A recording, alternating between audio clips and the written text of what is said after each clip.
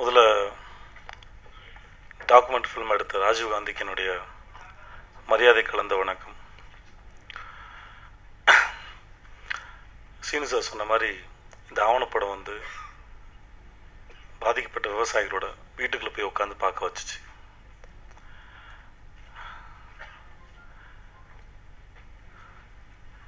இது யாரால் நடக்குது, எதனால் நடக்குதுன்னு ரொம்ப நாளாக பேசிகிட்டே இருக்கோம்.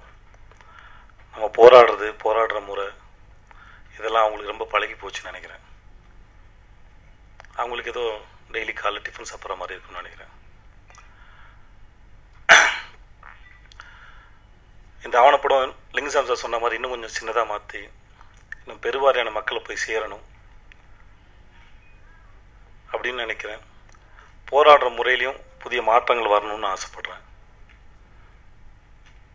ஏன்னா நம்மளை வந்து ரொம்ப சீக்கிரமாக இது இல்லாட்டி அது அப்படின்னு ஏதாவது ஒன்று கொடுத்து ஏமாற்றி டைவர்ட் பண்ணி சிதறடித்து ரொம்ப அழகாக அரசியல் பண்ணிகிட்ருக்காங்க. இதை போராடுறவங்களும் புரிஞ்சுக்கணும், போராடப்படுற முறையும் மாறணும்.